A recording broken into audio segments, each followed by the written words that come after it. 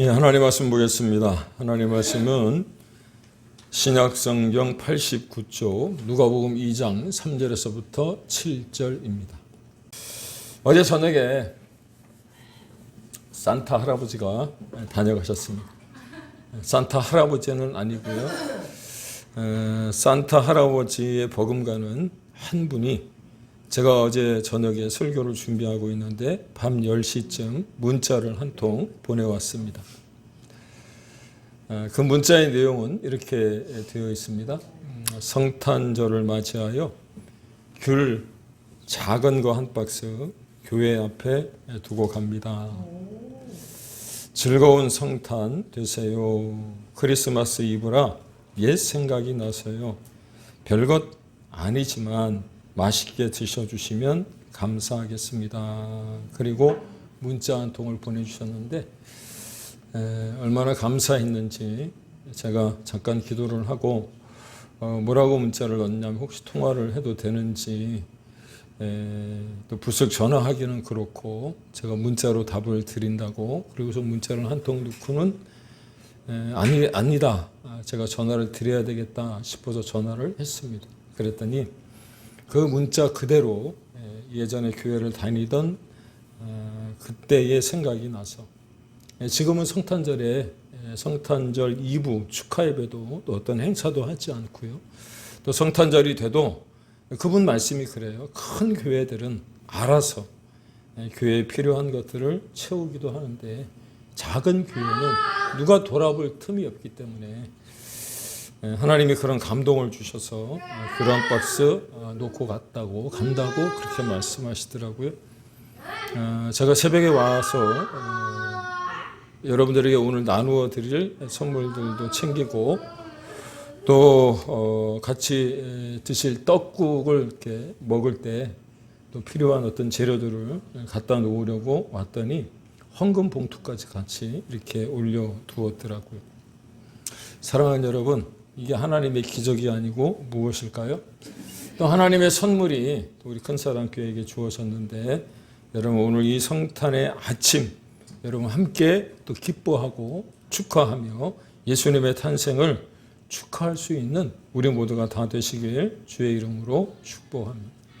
하지만 이 목되고 귀한 성탄의 아침에 여러분들에게 전하는 설교의 서두를 제가 이렇게 좀 열고 싶은데 그래서 송구하고 죄송합니다. 왜냐하면 여러분들도 피부로 느끼고 계시는 일이지만 요즘 우리나라의 시국을 바라보면 전국은 혼란스럽고 경제는 거의 마비 상태이며 사람들의 마음도 갈라갈래 나뉘어져 있다는 것을 다 아시는 것 아닙니까? 그러다 보니까 북서풍 찬바람이 부는 동지 섣달 이 연말에 소외된 이들을 찾아가는 일도 드물고 또 돌보는 일도 소홀해져 버린 때가 바로 요즘이 아닌가 싶습니다. 따라서 그 어느 누가 오늘 제가 이 순서지에 적어 놓은 글처럼 예수님의 거룩한 탄생을 축하하며 기뻐할 수 있을까 싶기도 합니다. 그럼에도 불구하고 하나님은 오늘 2024년 성탄의 아침을 우리 모두에게 밝혀주신 줄로 믿습니다. 그렇습니다. 구약성경 이사야 9장 6절을 보시면 이런 말씀이 한 구절 기록이 되어져 있습니다. 이는 한 아기가 우리에게 낳고 한 아들을 우리에게 주신 바 되었는데 그의 어깨에는 정사를 메었고 그의 이름은 기묘자라 모사라 전능하신 하나님이라 영존하시는 아버지라 평강의 왕이라 할 것입니다. 아멘. 본문에 한 아기에게 부여된 명칭이 여러 가지가 나오는데 정사를 메었다라고 하는 말은요. 한 통치자가 우리에게 오실 것을 말씀하는 거예요. 뿐만 아니라 기묘자라고 하는 말은 신비로운 분, 놀라운 분이라고 하는 이야기고요. 모사라고 하는 말은 카운셀러를 이야기하는 겁니다. 그런데 영어 성경을 보면 이 기묘자와 모사라고 하는 말을 한 단어로 묶어서 원더풀 카운셀러로 적고 있더라고요. 뿐만 아니라 전능하신 하나님, 올마이티 갓, 엘샤다이의 하나님을 말씀하실 뿐만 아니라 영존하시는 아버지라 그리 표현을 합니다. 영어 성경에 보면 에버라스팅 가시라고 되어 있는데 에버라스팅 파더라고 되어져 있는데 파더라고 하는 단어 때문에 우리가 아버지라고 생각할 수 있지만 아버지가 아니고요. 영존하시는 아버지, 여기에 파더는 아버지가 아니라 후견자를 이야기하고 있는 거예요. 뿐만 아니라 우리를 케어해 주시는 분이라고 말씀하고 있는 거죠. 그렇습니다. 우리가 이 땅을 살아가면서 후견자 한 사람을 둔다라고 하는 것, 두고 있다라고 하는 것이 얼마나 큰 힘이 됩니까? 정말 나를 돕는 사람이 한 사람 있다라고 생각이 되면 든든하거든요. 성당에 가면 여러분 대부라고 하는 사람이 있다는 거 아시나요? 네. 나를 대신해서 뭔가 대변해주고 나를 보호해줄 대부가 한 사람이 있어요. 대부. 대모도 있고. 바로 그런 거죠. 그리고 나서 뭐라고 표현을 하냐면 마지막으로 평강의 왕이라고 말씀하고 있다는 겁니다. 바라기는 오늘 이 시간 평강의 왕이신 하나님이 우리와 함께 하시는 줄로 믿으시기를 바랍니다. 그런데 이 명칭에 해당될 아기가 누구입니까? 한 분밖에는 없는 거죠.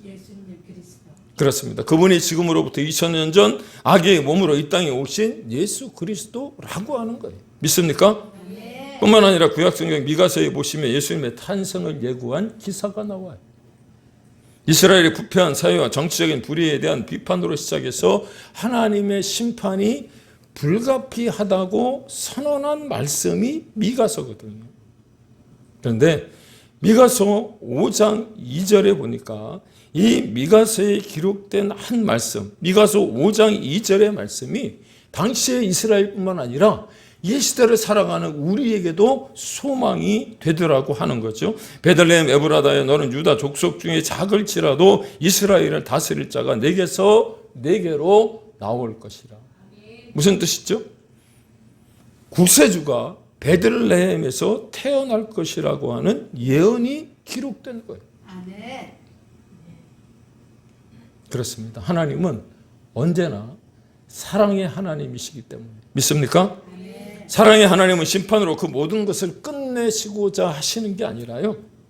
하나님의 구원의 계획과 희망을 동시에 선포하신다. 믿습니까? 우리가 아무리 잘못했다고 하더라도 때로는 잘못했을 때 징계와 때로는 심판이 있기도 하지만 그 가운데 하나님의 구원이 있음을 여러분 깨닫기를 바랍니다. 그런데 이 미가서 5장 2절의 말씀을 예언으로 주시기 전에 하나님은 이미 그 전에 한 말씀을 더 보태서 우리에게 소망으로 살아가라고 말씀하고 있는데 미가서 4장 1절에서 4절입니다. 물론 이와 동일한 말씀이 똑같은 말씀이 이사야서 2장 2절에서 3절에도 나옵니다. 끝날에 말일에 이르러는 여호와의 전에 산이 모든 산 꼭대기에 굳게 설 것이라. 오라 우리가 여호와의 산에 올라가서 야곱의 하나님의 전에 이르자 그가 그의 돌을 가지고 우리에게 가르치실 것이니라. 아멘? 무슨 말이냐면 이스라엘, 아니 이 나라 대한민국이 다시 하나님의 은혜 안에서 번영하게 되어질 것이라고 말씀하고 있는 줄로 여러분 믿으시기 바랍니다. 하나님은 하나님의 백성들에게 다시금 평화와 번영을 누리게 하실 것을 상징적으로 보여주고 계신 희망의 메시지라고 합니다. 그러므로 오늘 이 성탄 축하 예배에 참여한 모든 분들이 이 하나님의 음성을 듣게 되시길 주의 이름으로 축복합니다. 그렇습니다. 참으로 힘든 이 시대를 우리가 살아가고 있지 않습니까? 그런데 그런 힘든 시대를 살아가면서도 지난 주일에 우리가 함께 보았던 말씀처럼 하나님의 위로를 기다리고 기도하셨다면 여러분 앞서 말씀드렸던 이 말씀이 여러분 우리에게 힘이 되어지기 때문에 지금 조금 힘이 든다고 할지라도 여러분 포기하지 않기를, 실망하지 않기를 다시 한번 주님의 이름으로 축복합니다. 그래서 저는 오늘 이 아침에, 이 성탄의 아침에 여러분들에게 이렇게 선포하고 싶습니다. 이런 때일수록 하나님의 자녀인 우리 그리스도인들은 오히려 더 예수님의 탄생을 축하하고, 할렐루야, 우리를 우리의 죄로부터 구원하시기 위해 하나님이신 그분 예수 그리스도가 육신을 입고 이 땅에 오셔서, 믿습니까? 그를 믿는 자들은 구원하실 뿐만 아니라 영생의 기쁨을 허락하신 것을 기뻐하고 찬양할 수 있기를 주님의 이름으로 다시 한번 축원을 드립니다. 그렇습니다. 오늘 예수님이 세상에 태어나신 성탄, 거룩한 탄생을 기념하고 하나님께 경배를 드리는 날이잖아요. 그런데 세상은요, 이러저러한 일들로 인해서 너무나도 시끄럽고 너무나도 소란스럽기에 입을 다물라고 말하는 거예요. 하지만 교회는 왜 이 성탄절에 더욱 찬송의 소리를 높여야 하는 것인가? 그것은 다름이 아니라 예수님이 탄생하셨다라고 하는 말은 엄밀히 말해서 하나님 자신이 사람으로 세상에 오셨기 때문. 믿습니까? 그래서 우리가 소리 높여 세상 사람들은 세상의 말에 입을 다물어야 할지 모르겠지만 우리는 그 구주 예수 그리스도를 찬송하고 찬양하는 이 시간 될 수 있기를 주님의 이름으로 축복합니다. 그러나 믿지 않는 사람들은 이렇게 말합니다. 있을 수 없는 사건이라. 무엇이요? 예수님이 이 땅에 구주로 오신 것 자체가 불가사의한 일이라고 이야기한다는 거예요. 그런데 제가 설교를 준비하며 보게 된 글 하나가 있습니다. 출처를 찾으려고 했는데 아무리 찾아도 출처를 찾을 수가 없더라고요. 복음주의를 대표하는 기독교 작가 가운데 한 사람인 필립 얀시라고 하는 분이 쓴 글이라 제가 소개를 해드립니다.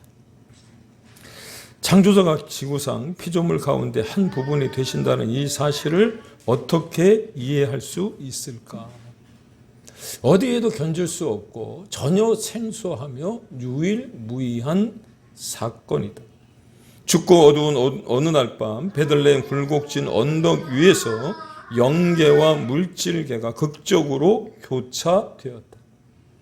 처음도 없고 나중도 없으신 하나님께서 시간과 공간 안으로 들어오신 것이다. 우주를 가득 채우고 계신 하나님께서 시골뜨기 아이가 되셨다. 다른 평범한 아이들과 똑같이 걷는 법과 말하기와 혼자 옷 입는 법을 배우셨다. 이것은 하나님이 사람의 몸을 입음으로 의도적으로 완전하지 못한 결함 속으로 약점 속으로 들어오신 것을 의미한다. 글의 일부분을요, 제가 아주 조금 글의 의미가 손상되지 않도록 편집해서 여러분들에게 소개한 것입니다. 그런데 제가 설교를 준비하다가 이 글을 몇 번 읽는 중에 제가 느낀 것이 무엇이었느냐면 오늘 설교의 제목처럼 동병상련이었어요. 동병상련. 여러분 모르시는 분 없으시죠? 그런데 예수님이 느끼고 싶으셨던 게 바로 이 마음, 동병상련의 마음이 아니었을까, 그런 생각이 들었다는 거예요.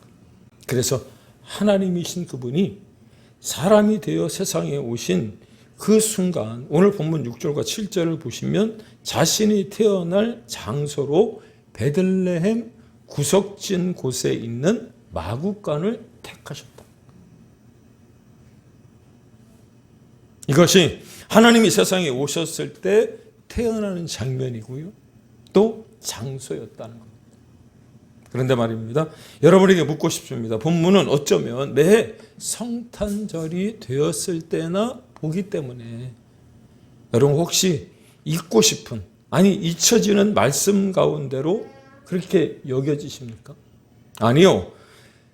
본문 누가복음 2장 11절을 다시금 보기 원합니다. 오늘 다윗의 동네에 너희를 위하여 구주가 나셨으니 곧 그리스도 주시니라. 아멘. 무슨 의미냐면 성탄은 세상 사람들이 말하는 것처럼 있을 수 없는 일도 아니고 불가사의한 일도 아니라고 하는 거예요. 믿습니까? 하나님이 저와 여러분을 너무나도 사랑하셔서 흑암 가운데 사는 우리에게 빛을 주시기 위해서 오신 사건인 줄로 여러분 깨닫기를 바랍니다. 목적 없이 흘러가던 저와 여러분의 삶에 살아갈 이유와 가치를 주신 사건인 줄로 여러분 믿으시기를 바랍니다. 그러므로 저와 여러분의 참된 삶의 변화를 원한다면 우리 때문에 이 땅에 오신 예수님을 이 성탄절 아침에 다시금 만나야 되는 줄로 믿습니다. 그래서 성탄은요, 그저 하나의 이벤트가 아니라는, 흘러가는 시간 속에서 맞이하는 연례 행사가 아니라 하나님을 직접 만나고 경험해야 한다. 그래요. 성탄절이 되면 우리 교회도 이렇게 트리를 만들어서 또 데코레이션을 하고 장식을 했습니다만, 특별히 여러분들이 성당 같은 데 가면 참 예쁘게 말구유와 마구간을 꾸며 놓은 것을 보시게 되어져. 정결하고 또 거룩해 보이기까지 합니다. 그런데 한번 생각해 보세요. 예수님이 탄생하신 그 마구간은 어떤 마구간이었을까? 양들이 오락가락하면서 배설한 우물들이 풍기는 악취와 제대로 청소하지 않아서 천정에 거미줄이 쳐져 있는 마구간이었을 거예요. 쥐들이 들락거리고 고약하고 어두침침한, 그래서 냄새가 나는, 누구도 찾지 아니하는 그런 어떤 마구간이지 않았을까요? 그런데 하나님께서 출생할 장소로 선택하신 곳이 바로 저 마구간이에요. 왜? 동병상련의 정, 즉 궁율함이라고 하는 사랑이 그분에게 있었기 때문이라는 거예요. 우리를 너무도 사랑하셨기에 그렇게 해서라도 이 땅에 태어나지 않으면 안 되겠다고 생각하셨기 때문에 하나님이신 그분이 태어나실 때 그 누추한 곳으로 찾아오셨다라고 하는 거지. 이유가 무엇입니까? 궁율함이라고 하는 말은 여러분 고통받는 자와 함께 고통을 받는다라고 하는 뜻을 가지고 있거든요. 그런데 예수님의 궁율은 어떤 궁율이냐면 여러분 생명을 일으키는 궁율함인 줄로 믿으시기 바랍니다. 치유와 회복의 역사가 나타나는 곳이 바로 궁율함이라고 하는 거예요. 우리에게도 마찬가지라고 생각이 듭니다. 사랑하는 여러분, 성탄절이 되어졌을 때 이 예수님이 가지신 동병상련의 정, 그 궁율함이 우리 마음 가운데 있기를 축복합니다. 바라기는 오늘 이 시간 하나님의 그 마음을 우리가 읽을 수 있기를 다시 한번 주님의 이름으로 축복합니다. 도대체 나란 존재가 무엇이기에, 내가 무엇이길래 저 거룩하고 아름다운 그리고 영롱한 별들 가운데 거하시던 하나님이 그 마구간에 태어나셔야만 했을까? 그 이유는 하나님이 그렇게 하실 때 행복하셨거든. 믿습니까? 그 아들 독생자 예수 그리스도를 죽이시기까지 우리를 사랑하셨던 그 사랑을 베풀어 주시기 위해 그분을 그곳에 보내신 그 하나님의 사랑은요, 그 마음의 아픔보다 오히려 더 행복하지 않았을까? 한번 여쭤보겠습니다. 우리가 뭔가 주를 위하여 내놓으면 여러분 아까우신가요? 하나님의 마음, 여러분 궁율함으로 내가 그 드림이 여러분 즐거우시던가요? 어젯밤에 아무도 모르게 귤과 헌금을 놓고 가신 그분의 마음이 여러분 그 누구보다도 행복했을 거예요. 저는 얼굴도 모르고요, 이름도 모릅니다. 그런데 그 늦은 밤 컴컴한 곳에 오셔서 귤 한 박스 놓고 가며 문자를 보낸 그 마음이 여러분 온 세상 그 추운 이 겨울을 녹이고도 남지 않았을까요? 하나님의 마음이 바로 그런 거예요. 독생자 예수 그리스도를 우리에게 보내주실 때 그 마음이 여러분 너무나도 행복했기 때문에, 그래서 오늘 이 시간 주님의 마음에 담긴 그 사랑을 조금이라도 읽을 수 있었으면 좋겠고요, 우리 마음에 담기를 소망합니다. 그래요. 지금의 상황이 어떠한 절망이 아닙니다. 슬픔이 아닙니다. 기쁨입니다. 왜냐? 우리 모두는 소망스러운 미래가 기다리고 있는 백성이 되었기 때문이라는 거예요. 보십시오. 그렇게 이 땅에 오신 예수님을 향해 천사는 온 백성에게 미칠 기쁨의 소식이라고 말하고 있지 않습니까? 10절입니다. 천사가 이르되 무서워 말라. 보라, 내가 온 백성에게 미칠 큰 기쁨의 좋은 소식을 너희에게 전하노라. 그렇습니다. 온 세상 사람들이 들으면 다 기뻐할 너무 좋은 소식이라고 말씀하고 있는 거죠. 그 소식이 무엇입니까? 기다리던 구원자 메시아가 베들레헴에 태어나셨다. 그렇다면 구원자로 오신 예수님을 기뻐하며 영접한 사람들은 어떤 사람들이었을까? 마태복음과 누가복음에 기록된 성탄 이야기 속에 등장하는 사람의 숫자는 불과 10손가락 안에 들어가는 지극히 작은 소수에 불과했어요. 그런데 이들의 면면을 살펴보면 세상에서 천대받은 사람들이라고 합니다. 세상에서 무시당하던 사람들이라는 거죠. 가난한 자, 질밥한 자, 실패한 자, 병든 자, 죄인으로 몰린 자, 이런 사람들이 예수님을 영접하고 그가 오심을 기뻐했다는 거예요. 목자들도 마찬가지입니다. 여러분, 목자는요, 당시에 천대받는 직업 중에 하나였어요. 유대인법에 따르면 성전에 들어가도 지성소에 들어갈 수 없을 뿐만 아니라 그저 바깥 마당에 서서 멀리서 예배를 드리는 그 모습을 보고 그저 그냥 기도해야 될 그런 어떤 사람들 뿐이었다.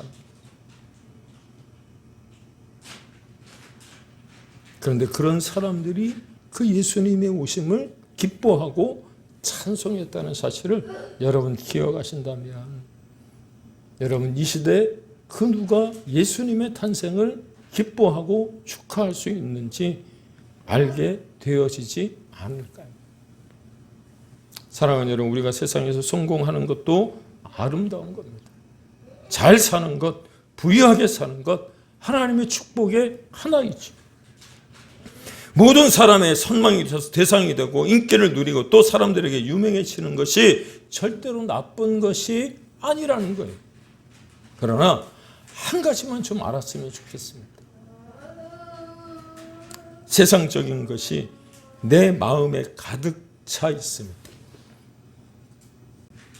세상적인 것이 내 마음에 가득 차 있으면 우리를 구원하시기 위하여 동병상련이라는 궁휼한 마음으로 이 세상에 오신 예수님을 참으로 기뻐하며 내 마음에 모시는 것이 절대 불가능합니다.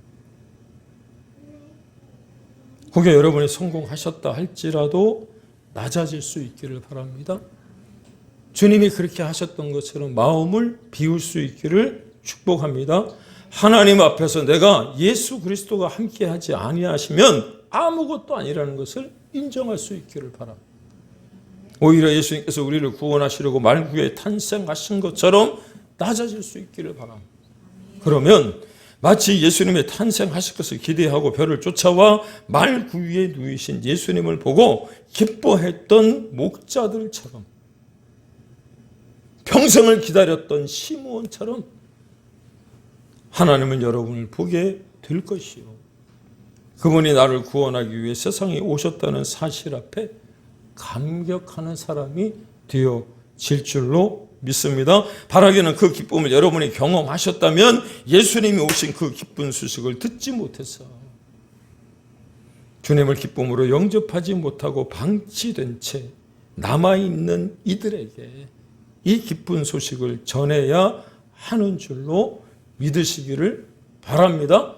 내가 그들을 위해서 뭔가 줄 수 없다면 복음이라도 전해야 됩니다. 이 기쁜 소식을 우리가 나눠야 되는 것 아닙니까? 이것이 바로 성탄의 진정한 의미라고 하는 거예요. 왜? 그분이 우리의 소망이 되시기 때문에. 믿습니까? 사랑하는 여러분, 누가 예수님의 탄생을 기뻐할 수 있을까요? 그 긍휼함을 입은 이들이 여러분 최고의 행복이 앞에 있음을 깨닫고 바라보고 사는 사람이 되어질 때 예수님의 탄생을 기뻐하고 축하하며 여러분 셀러브레이션 기념할 수 있는 줄로 믿습니다. 그러면 그 예수님이 우리의 기쁨이 될 것이고 이런 은혜가 이 성탄절에 여러분 우리에게 부어짐으로 말미암아서 이제 한 해를 마무리해가는 하루하루 가운데 주님의 영광이 우리 가운데 나타나실 뿐만 아니라 우리가 그토록 바라고 기도하는 평화와 위로가 여러분들의 삶 가운데 흘러 넘치게 되어질 줄로 믿으시기 바랍니다. 이 믿음 가지고 또 남은 한 주도 살아갈 수 있는 우리 모두가 다 되시길 예수님의 이름으로 축원을 드립니다.